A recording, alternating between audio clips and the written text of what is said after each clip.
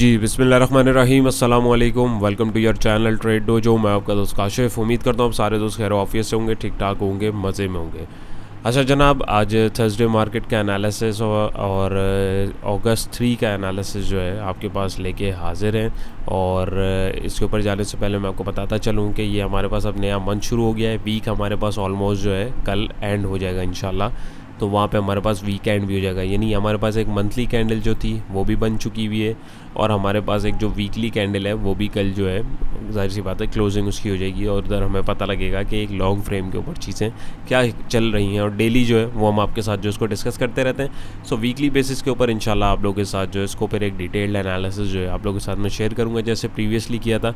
आगे भी इंशाल्लाह उसको जो है हम लोग शेयर करेंगे और उसको डिस्कस करने की कोशिश करेंगे कि आगे पोटेंशली क्या एक मोमेंटम बन सकता है या नहीं बन सकता। खैर, तो यहाँ पे अगर आज देखें जी, आज काफ़ी टाइम बाद इंडेक्स ने जो है 48,611 का जो है वो क्लोजिंग दी। 153 पॉइंट इंडेक्स में से कम हुआ और 0.31% की छोटी सी माइनर सी करेक्शन हमें देखने को मिली है। वॉल्यूम की बात करें तो तकरीबन हमारे पास 29 के आसपास जो 29 करोड़ के आसपास जो वॉल्यूम जनरेट हुए। प्रीवियस क्लोज जो थी 48,764 की थी।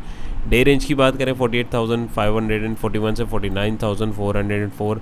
ऑलमोस्ट अगर हम देखें मार्केट ने 1000 पॉइंट का एक फ्लक्चुएट मारा और आके अपने हाई से रिजेक्ट करके लो पे आके इसने क्लोजिंग दे दी। 52 वीक रेंज की बात करें 38 के जोन से लेके 4950 के आसपास जो है हमारे पास जो मार्केट आज पहुंची और इसने अपना 49 का जो जोन है उसको टेस्ट किया है और वहां से हम देख सकते हैं कि आज इस हाई को लगाने के बाद मार्केट थोड़ा सा पीछे की तरफ अब खिसकना शुरू हो रही है। जाहिर सी बात है सूनर और लेटर मार्केट को जैसे ऊपर जाना है वैसे नीचे भी आना होता है। तो अब ये नीचे आना है, करेक्शन है, क्या है वो भी हम डिस्कस करेंगे। डे रेंज को अगर हम ग्राफिकली देखें तो मार्केट खुली बिल्कुल ऊपर गई जैसे जोशो खरोश के साथ पिछले दिनों से चल रही थी, लेकिन आज हमने देखा और मार्केट जो है फॉल डाउन यानी एक करेक्शन फेज़ के अंदर जाना शुरू हो गई है। टॉप परफॉर्मर में सिनर्जी, KEL, OGDC, WTL, हम नेटवर्क, PRL, TPLP, सरल, हैस्को, यूनिटी वगैरह हैं। और अगर इनमें भी देखें तो वो इतने ख़ास वॉल्यूम्स हमें देखने को नहीं मिले। फर्दर FIPLIB का डाटा भी 3 तारीख का हमारे पास आ गया है। तो आज काफ़ी टाइम बाद हम देखें तो FIPI हमारे पास $1.42 मिलियन की सेलिंग के साथ रहे। लीबी हमारे $1.42 मिलियन की बाइंग के साथ रहे। बैंक्स ने $2.37 मिलियन की एक्यूमुलेशन करी। ब्रोकर्स ने $0.33 मिलियन की सेलिंग करी। कंपनीज ने $2.77 मिलियन का माल उठाया। फॉरेन कॉर्पोरेट ने $0.66 मिलियन का माल बेचा। फॉरेन इंडिविजुअल ने $0.01 मिलियन का माल उठाया। हमारे इंडिविजुअल ने प्रॉफिट टेकिंग करी $0.80 मिलियन की। इंश्योरेंस कंपनीज ने $0.52 मिलियन की प्रॉफिट टेकिंग करी। म्यूचुअल फंड ने $1.15 मिलियन की सेलिंग करी। NBFC ने $0.01 मिलियन की सेलिंग करी। अदर ऑर्गेनाइजेशन ने $0.91 मिलियन की सेलिंग करी और ओवरसीज़ पाकिस्तान ने $0.77 मिलियन की सेलिंग करी। ओवरऑल देखें तो सिर्फ 1, 2, 3 प्लेयर जो है हमारे साथ रहे खरीदारी में। 1, 2, 3, 4, 5, 6, 7, 8 प्लेयर जो है वो उसमें से सेलिंग पे रहे। सो यहाँ पे ऐसा मुझे बताने की कोई ज़रूरत नहीं है। ऑल दो डिजिट जो है कंपनीज़ और बैंक से जो है अगर हम इसके कंपेयर करें तो वो भारी हैं। ज़ाहिर है जो इधर यहाँ से जितनी सेलिंग हुई है उसको एब्जॉर्ब करने में बैंक्स और कंपनीज़ जो हैं वो सारे फहरिस्त रहे। यहाँ पे अगर हम देखें तो हमारे पास सबसे बड़ा खिलाड़ी जो बायर आज रहा वो कंपनीज रही। $2.77 मिलियन की बाइंग के साथ। म्यूचुअल फंड एज यूजुअल हमारा बड़ा सेलर रहा $1.15 मिलियन की सेलिंग के साथ।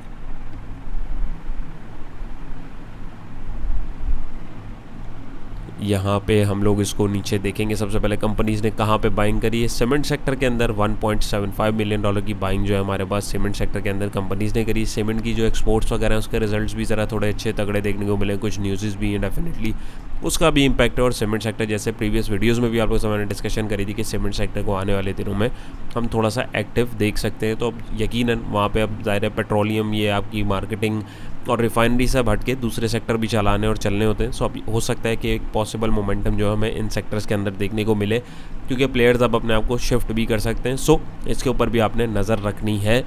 यहाँ पे अगर हम देखें तो सीमेंट सेक्टर में $1.75 मिलियन की बाइंग करी और कमर्शियल बैंक्स में भी जो है कंपनीज़ ने बाइंग करी है।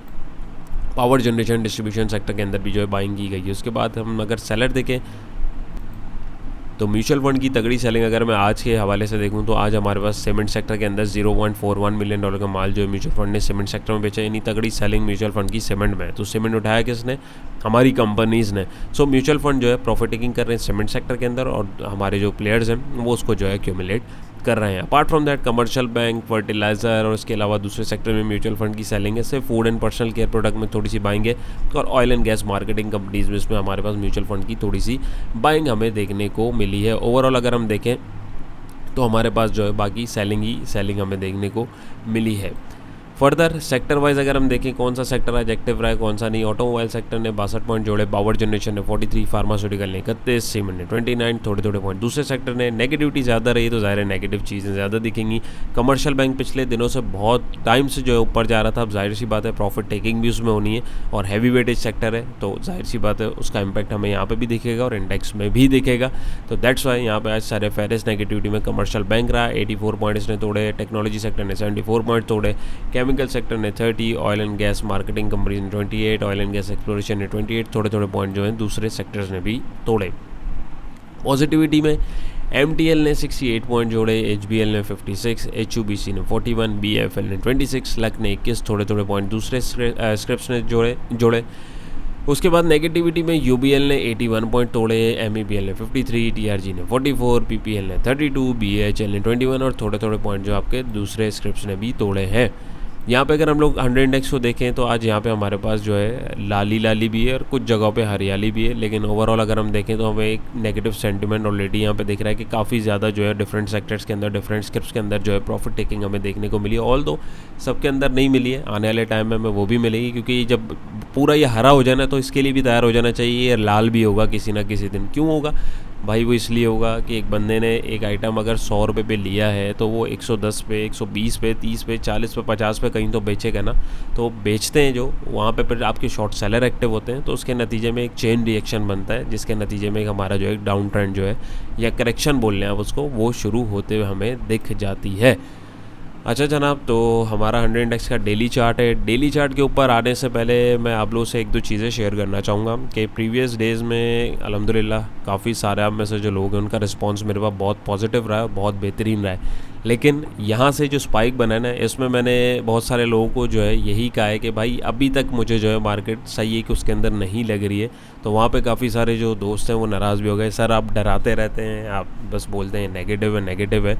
तो भाई नेगेटिव जहाँ तक थी इस ट्रेंड लाइन तक मैंने बोली और उससे पहले मैं उसको पॉजिटिव, मैं क्योंकि ग्रैंड लेवल के ऊपर ये एनालिसिस बता रहा होता हूँ, मैं ये छोटी छोटी कैंडल्स को देख के नहीं बता रहा होता हूँ। तो ग्रैंड मूव के अकॉर्डिंग वो हमारे पास एक करेक्टिव फेज था, वो कंप्लीट होके जब यहाँ से बाहर निकली तब मैंने बताया कि भाई यहाँ पे अब हमारे पास एक पोटेंशियल रेजिस्टेंस आ रहा है। आप ये 2-3 दिन पुरानी वीडियो देख सकते हैं। मीनवाइल बीच में जो एक सिचुएशन ये बनी हुई थी, एक हाइप बनी हुई थी, उसको कैच करना एक ज़रा मुश्किल काम था और वहाँ पे आप ट्रेड चलें, इस कैंडल पे ले लेते, इस कैंडल पे ले लेते, इस कैंडल पे ले लेते, इवन इस पे ले लेते। एकदम अगर क्रैश किसी भी फॉर्म का हो जाता जैसे यहाँ पे हुआ था, हाइप तो यहाँ पे भी बनी थी। अगर आप यहाँ पे इसको देखें, यहाँ से गैप अप ओपनिंग हुई, इसके बाद और गैप हुआ और उसने एकदम खा गई। कितने लोग यहाँ निकल गए, डर गए। इधर कैंडलस्टिक तो बता रही है कि निकल जाओ, लेकिन मोमेंटम बना। तो यहाँ पे हमारे पास एक न्यूज़ बेस्ड जो है एक ट्रेडिंग की अपॉर्चुनिटी बनी और इंडेक्स ने उसको कवर किया। कल वाली वीडियो में भी, इससे पुरानी वीडियो में भी हम लोगों ने डिस्कस किया कि इसके क्या एक पोटेंशियल रीजंस हो सकते थे। क्योंकि देखें मार्केट, देखें ये जो बोलते हैं ना कि चार्ट बेकार है, तो चार्ट ये जो वो लोग बेकार बोलते हैं जिनको ये चार्ट पढ़ना नहीं आता या समझ में नहीं आता। ये पूरी दुनिया इस चार्ट के ऊपर काम कर रही है, इवन हमारे जो प्लेयर्स हैं वो भी इसके ऊपर काम करते हैं। आपके अगर कोई जान पहचान के लोग हों जो पर्सनली इस लाइन से एसोसिएटेड हैं, उनसे पूछें, समझें, आपके सीनियर्स हैं, मेंटोर्स जो हैं उनको देखें तो आपको पता लगेगा हर बंदा डिसीजन इसी चार्ट के बिहाफ के ऊपर लेता है। उसके बगैर आपके लिए डिसीजन लेना जो है वो कारामद नहीं हो सकता। जैसे आपको कहीं जाना है तो उसके लिए एक आपको मैप देखने की ज़रूरत होती है, सेम इसी तरीके से आपको प्राइस का एक मोमेंटम देखने के लिए, एक पोटेंशियल मूव और डेस्टिनेशन अगर आप आसान उसमें बोलें देखने के लिए आपको एक मैप की ज़रूरत है प्राइस एक्शन का। और प्राइस एक्शन का मैप ये हमारा टेक्निकल चार्ट है, ये बताता है प्राइजेस भाई कहाँ से आ रहे हैं, कहाँ जा रहे हैं। तो यहाँ पे जो रेजिस्टेंस बनाया ये हवा में नहीं बनाया हुआ, जहाँ से अपवर्ड मोमेंटम बना वो हवा में नहीं बनाया। वो सारी चीज़ें आपके साथ डिस्कस कर रही हैं और मैं आपको फिर दिखाता हूँ और समझाता हूँ कि यहाँ देखें आज इतना लंबा मोमेंटम बना, बीच में आपको कहीं पे भी नेगेटिव बताया नहीं बताया। ऑल दो रेजिस्टेंस आ रहे थे लेकिन वहाँ पे कोई एक प्राइस एक्शन हमें सिग्नल नहीं दे रहा था जो आज हमें यहाँ के दिया है और आप देखें उसी जोन पे दिया है। अब लोग बहुत सारे बोलेंगे यार अब नेगेटिव हो गई है, करेक्शन होनी है। अब आप बोलेंगे तो भाई करेक्शन देखें ऊपर जाएगी तब भी होनी है, नीचे आएगी तब भी होनी है। एक चीज़ को आप अपने माइंड में रखें कि करेक्शन और trend both are different thing. कोई भी स्टॉक हो या इंडेक्स हो, वो नीचे जा रहा है, ऊपर जा रहा है, नीचे जा रहा है, ऊपर जा रहा है। ये अगर आपने वीडियोस नहीं देखी, इसमें मेरी गलती नहीं है। आप लोगों के लिए एक चीज़ अपलोड करी हुई है, उसको आप लोग देखें, प्लेलिस्ट बनाई हुई है, उसमें डिटेल में समझाया हुआ है कि भाई ट्रेंड के अंदर हमारे पास ऊपर हो नीचे हो, मार्केट करेक्टिव फेजेस लेती हुई चलती है। अब वो चाहे आपका डाउन ट्रेंड हो, चाहे आपका अप ट्रेंड हो। अप ट्रेंड में भी आपको एक छोटी छोटी गिरावट मिलेगी, जो एक उसकी करेक्शन होती है, रिट्रेसमेंट जिसको आप बोलते हैं। आप बॉटम पे बाय करते हैं और टॉप पे बेचते हैं। डाउन ट्रेंड में सेम इसके वाइस वर्सा होता है, आप बॉटम पे उठाते हैं और टॉप पे उसको रेजिस्टिंग पॉइंट के ऊपर सेल करते हैं, और इधर से आप इसको तेज़ी नहीं बोलेंगे। डाउन ट्रेंड में अगर एक करेक्शन हो रही है, तेज़ी नहीं कहलाती है। बहुत सारे लोग चीज़ों को, टर्मिनोलॉजीज़ को गलत जो है एंटिसिपेट करते हैं और गलत समझते हैं। तो भाई ये तेज़ी नहीं है, तेज़ी होती है ये तेज़ी का फेज़ जो होता है वो ये होता है। ये शॉर्ट टर्म तेज़ी आप इसको बोल सकते हैं, ये एक्चुअल तेज़ी नहीं है। अब एक्चुअल तेज़ी और एक एक्चुअल डाउन ट्रेंड मैं आपको यहाँ पे दिखा भी देता हूँ। तो ये हमारे पास जो चल रहा था ना, यहाँ से जो लास्ट इसने हाई लगाया था, ये एक हमारे पास बड़ा डाउन ट्रेंड था। और ये ओवर, आप जो पुराने दोस्त हैं वो इस चीज़ को देख रहे हैं कि भाई वो जब तक इस लाइन को क्रॉस नहीं करना था टेक्निकली, उसने उसको नहीं निकलना था। और देखें रेजिस्टेंस का पहला भी आया है। अब इसने सिर्फ डाउन ट्रेंड को बिल्कुल तोड़ दिया, लेकिन डाउन ट्रेंड को कंटिन्यू भी करने के लिए आपको, यानी एक अप ट्रेंड में बांधने के लिए, कंटिन्यूशन के लिए मोमेंटम चाहिए। मोमेंटम के लिए न्यूज़ चाहिए, न्यूज़ के लिए आपके पास एक अच्छा सेंटिमेंट होना चाहिए। सो एज सच अभी एक सेंटिमेंट सिर्फ चार्ट के ऊपर दिख रहा है। और अगर आप इकोनॉमिक इंडिकेटर देखें, अभी क्या वो सारी चीज़ें क्या तेल लेने चली गई हैं? नहीं भाई, ऐसा नहीं है। सो चीज़ों को देख के और मद्देनज़र रखते हुए आप अपनी ट्रेडिंग जो स्ट्रैटेजीज़ है उसको बनाएं।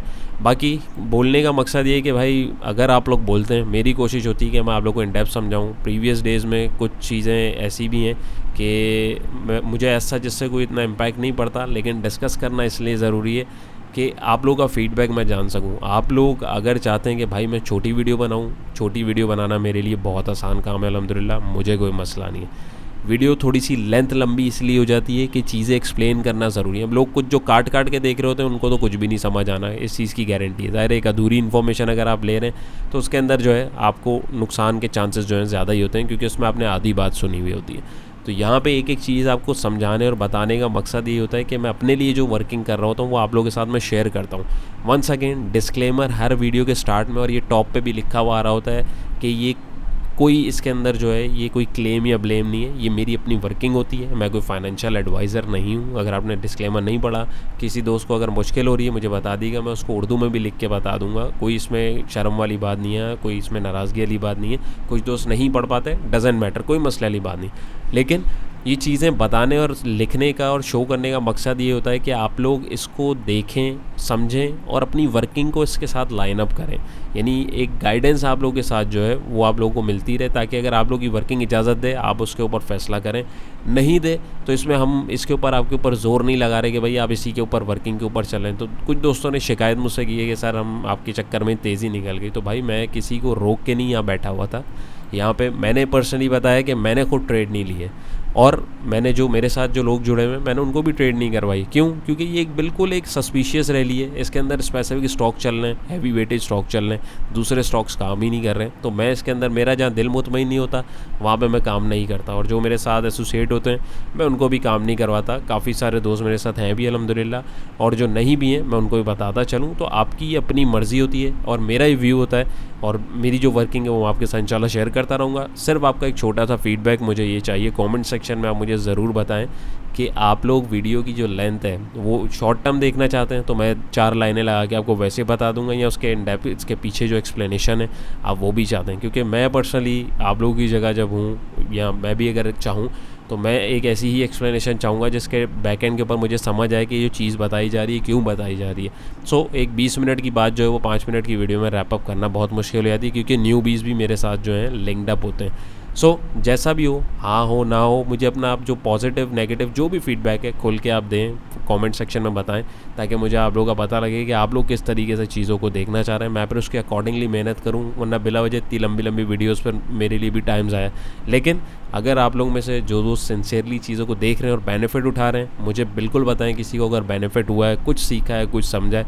सो अगर मेरे पास यहाँ पे एक नंबर ऑफ़ कमेंट्स इस तरीके के आते हैं, सो मैं अपनी जो एफर्ट्स इंशाल्लाह फिर उन लोगों के लिए जारी और सारी रखूँगा।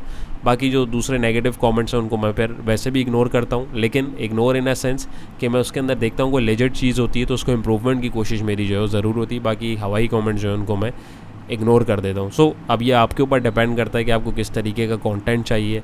आप लोगों को नॉलेजेबल कंटेंट चाहिए, खबरों की तरह बस आके मैं 4 लाइनें पढ़ूँ और बताऊँ और उसके बाद जो वीडियो को एंड कर दूँ। एनी हाउ, सो फिर अब बहुत सारे लोग बोलेंगे सर वीडियो लंबी हो रही है, तो भाई बात कंप्लीट करने के लिए ड्यूरेशन जो है लंबी डेफिनेटली होती है और वो होगी। सो यहाँ पे हम देखें आज मार्केट ने रेजिस्ट किया, थोड़ी सी साइकोलॉजी भी एक नज़र देख लें कि हुआ क्या है आज। वंस अगेन वही गैप अप ओपनिंग की मार्केट ने, कल की क्लोजिंग है, यहाँ पे फिर गैप अप ओपनिंग इस रेजिस्टेंस से बाहर करी और बिल्कुल ऊपर गई भी मार्केट 49,500 के ऊपर भी जाके मार्केट ने टच किया। वहाँ से मार्केट फॉल डाउन करी, अपनी पहले ओपनिंग की सपोर्ट इसने तोड़ी, उसके बाद इसने प्रीवियस डे की जो क्लोजिंग है उससे मिड में आके जो इसने नीचे क्लोजिंग दे दी है। तो ये एक प्राइस एक्शन के अकॉर्डिंग ये एक पैटर्न कहलाता है डार्क क्लाउड कवर। ये सॉरी ये आपके पास एक अर्ली सिग्नल होता है कि प्राइजेस यहाँ से मुड़ सकते हैं। याद रहे सिग्नल के बाद हमें कंफर्मेशन भी चाहिए होती है। कुछ लोग जो हैं वो सिर्फ सिग्नल को देख के ट्रेड कर लेते हैं, कुछ लोग जो हैं कंफर्मेशन का वेट करते हैं। सो कंफर्मेशन हमारे पास क्या है, इसकी कंफर्मेशन ये कि ये हमारे पास इस कैंडल के नीचे कल अगर क्लोजिंग देता है, जो कि चांस है कि करेक्शन मार्केट में एक छोटी सी बनती है 48,280, यानी इसकी जो ओपन या लो लगा लें आप, इससे नीचे अगर ये क्लोजिंग कल आ जाती है डेली बेसिस के ऊपर, तो इसका मतलब ये है कि अब हम जो है करेक्टिव फेज के अंदर जाएंगे और वो करेक्शन के लिए हमारे पास एक आइडियल पोटेंशियल लेवल होगा 46,500 यानी 46,600 जो रेड लाइन आ रही है। क्यों? यहाँ पे हमारे पास कॉन्फ्लुएंस बन रहा है, क्योंकि उसके अलावा अगर हम देखें कि सपोर्टिंग पॉइंट वैसे भी बन रहा है, एक जो एक ट्रेंड लाइन हमारे पास मेजर रेजिस्टेंस आ रहा था अगर देखें तो वो भी ऑलमोस्ट यहाँ पे हमारे पास लाइन अप हो रहा है। उसके बाद अगर मैं आपके पास यहाँ पे कुछ इंडिकेटर रखूँ, यहाँ पे जैसे मूविंग एवरेज 50, खैर 50 तो आ ही नहीं रहा, 200 भी यहाँ पे नहीं आ रहा, यहाँ पे हमारे पास ये देखिए 14 का मूविंग एवरेज में रख लूँ, 20 का उससे नीचे जा रहा है। तो यहाँ पे हमारे पास अगर मैं पिवट पॉइंट खोल लूँ, कैसा एग्जैक्टली पिवट यहाँ पे हमारे पास के साथ लाइन अप हो रहा है, तो कुछ चीज़ें हमारे पास इस एरिया को जो है एक अच्छा एक लेवल बता रही हैं कि एक सपोर्ट लेवल बन सकता है अगर मार्केट को इस ट्रेंड को कंटिन्यू रखना है तो। क्यों? क्योंकि सपोर्ट जब टूटती है तो वो एक एज आ रेजिस्टेंस प्राइस को जो है, सॉरी सपोर्ट बिल्कुल हार्ड, प्राइजेस जब टूटती है सपोर्ट, ये देखिए सपोर्ट टूटी तो ये एक एज आ रेजिस्टेंस टेस्ट करने जाती है। सेम वाइस वर्सा प्राइस जब रेजिस्टेंस तोड़ते हैं तो उसको एक दफ़ा सपोर्ट जो है बनाते हैं और उसके बाद आगे अपने ट्रेंड की कंटिन्यूशन करते हैं लॉन्गर टर्म की, अगर उस ट्रेंड को चलना होता है। एल्स वो फिर एक फेक आउट कंसीडर किया जाता है और प्राइजेस जो है दोबारा फॉल डाउन कर जाते हैं। तो अब ये सिचुएशन क्या है, क्या हो सकती है, एग्जैक्ट सिचुएशन कोई भी नहीं बता सकता। टॉप से टॉप एनालिस्ट जितने भी हैं, किसी से भी आप पूछ लें, कोई भी नहीं आपको बता सकता है कल क्या होने वाला है। सो आपको अपनी वर्किंग तैयार रखनी है। अब आपके पास इमीडिएट रेजिस्टेंस यही इसका हाई आ रहा है, अगर मार्केट को आगे जाना है तो मार्केट को इस हाई को काटना ज़रूरी है हर हाल में। यही सिचुएशन यहाँ पे भी हुई थी, इसने इस हाई को काटा था तो मज़ीद आगे गई थी, यहाँ पे भी सेम वाइस वर्सा।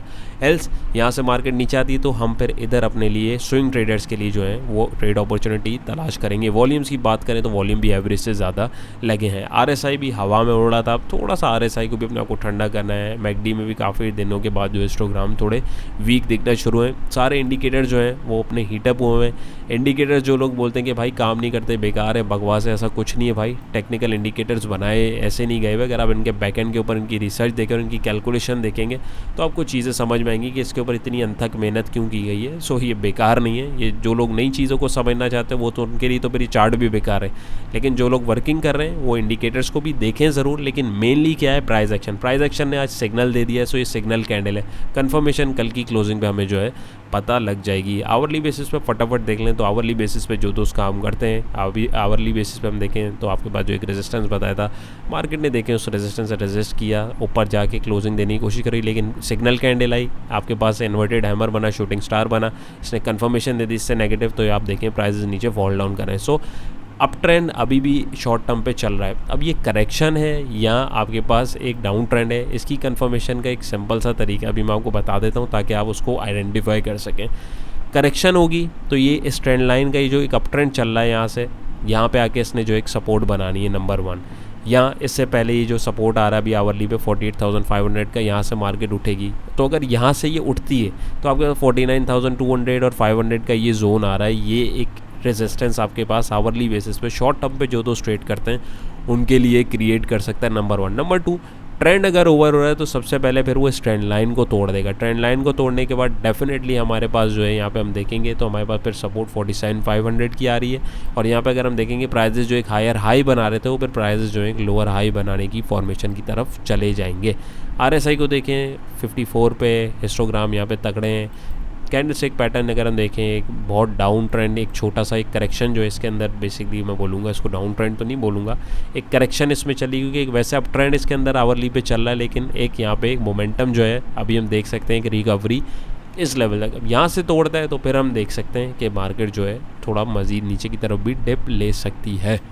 तो होपफुली आपको समझ में आया होगा, और आप लोग से जो रिक्वेस्ट की है मैंने, कमेंट सेक्शन में अपनी राय का इजहार ज़रूर कीजिएगा ताकि मुझे पता लगे कि आप लोग क्या देखना चाहते हैं। सो मैं उसके अकॉर्डिंग ही आपके साथ जो है चीज़ें शेयर करूँ। फिर इतनी लंबी लंबी वीडियोज़ या इतनी डिटेल इन डेप्थ वीडियोज़ जो हैं वो फिर मुझे भी बनाने की ज़रूरत नहीं है। वो 10 मिनट की वीडियो में मैं फिर जो है इसको कवर अप कर लूँगा। अपना बहुत सारा ख्याल रखिएगा, दुआओं में याद रखिएगा। इंशाल्लाह फिर एक नई वीडियो मुलाकात होगी। अल्लाह हाफ़िज़।